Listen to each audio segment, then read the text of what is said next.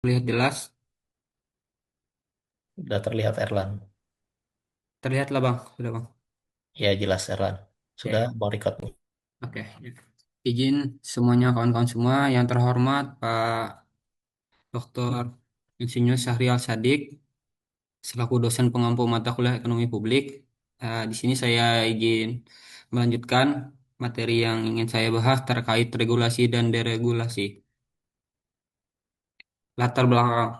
Regulasi dalam sektor ekonomi diperlukan untuk mengatasi kegagalan pasar, melindungi konsumen, dan menjaga stabilitas ekonomi. Pemerintah menetapkan aturan guna menghindari praktik monopoli, mendorong persaingan sehat, dan memastikan distribusi sumber daya yang adil.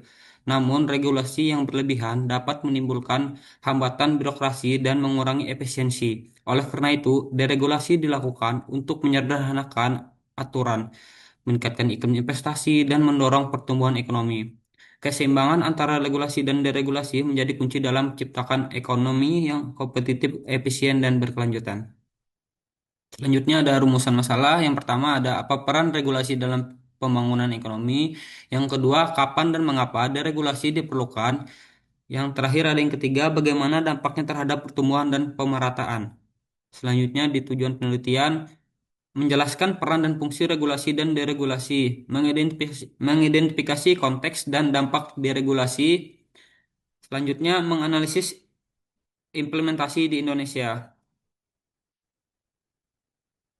Selanjutnya ada definisi regulasi. Regulasi adalah campur tangan pemerintah dalam aktivitas ekonomi melalui penerapan aturan, kebijakan, dan mekanisme hukum. Tujuannya adalah untuk mengoreksi kegagalan pasar, melindungi kepentingan publik, menjamin keadilan dan stabilitas ekonomi. Definisi deregulasi. Deregulasi adalah proses pengurangan atau pelonggaran atau penghapusan regulasi yang dianggap menghambat efisiensi, inovasi, atau pertumbuhan ekonomi. Biasanya dilakukan untuk meningkatkan efisiensi pasar, mendorong investasi daya asing, mengurangi beban birokrasi dan biaya kepatuhan. Contoh deregulasi yang pertama ada penyederhanaan izin usaha, penghapusan kuota impor, deregulasi tarif listrik atau BBM. Ini siklusnya, izin lanjut. Selanjutnya ada fungsi regulasi. Eh, di sini saya jelaskan regulasi dari segi harga, konsumen, serta sektor strategis. Yang pertama harga, ada menjaga stabilitas harga, HET, tarif listrik, BBM, mencegah praktik monopoli dan inflasi ekstrim. Selanjutnya konsumen, perlindungan kualitas dan keamanan produk. Selanjutnya ada aturan label, standar mutu, SNI, Standar Nasional Indonesia, pengawasan iklan. Selanjutnya ada dari segi sektor strategis, menjamin kontrol negara atas sektor penting, contoh seperti energi, transportasi, keuangan, OJK, dan BUMN. Fungsi deregulasi. Di sini saya menjelaskan secara efisiensi ekonomi, liberalisasi pasar, serta integrasi pasar. Efisiensi ekonomi mengurangi hambatan birokrasi dan biaya regulasi agar proses ekonomi berjalan lebih cepat dan murah. Yang kedua, liberalisasi pasar memberikan ruang bagi pelaku usaha untuk berinovasi dan bersaing secara bebas tanpa intervensi berlebihan dari pemerintah. Yang ketiga, integrasi pasar mendorong keterbukaan ekonomi dan mempercepat keterhubungan antar wilayah atau negara melalui perdagangan dan investasi. Selanjutnya ada contoh temuan literatur review yang terkait regulasi dan deregulasi. Yang pertama bertemakan dampak deregulasi terhadap efisiensi ekonomi, jurnal terkait dari Jusko dan bla bla bla bla. Terus terdapat temuan demikian deregulasi di sektor energi dan transportasi menunjukkan peningkatan efisiensi pasar, penurunan harga, dan meningkatnya inovasi. Namun efeknya sangat bergantung pada struktur pasar setelah deregulasi. Selanjutnya ada kontribusi, yaitu menekankan pentingnya desain pasar pasca deregulasi untuk menghindari dominasi monopoli baru.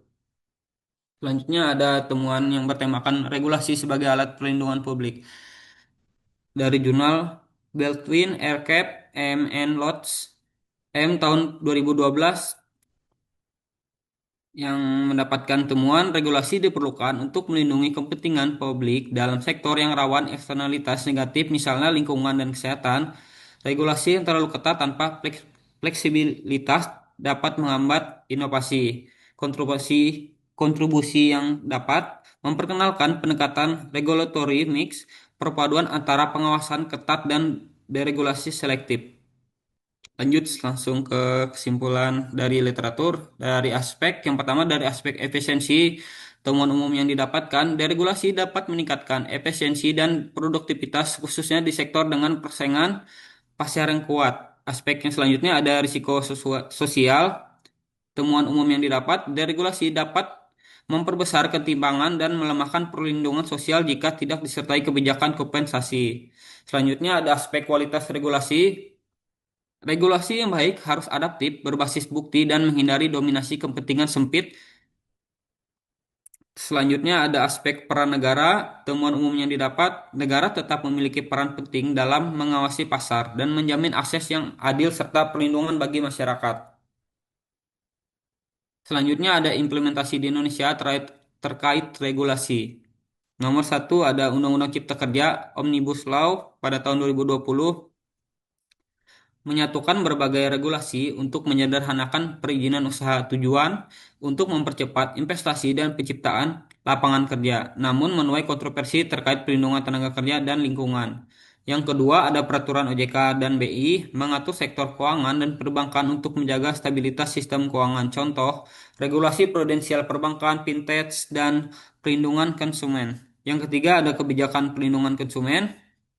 Misalnya melalui Badan Perlindungan Konsumen Nasional BPKN menjamin hak-hak konsumen atas produk dan layanan. Selanjutnya implementasi di Indonesia terkait deregulasi.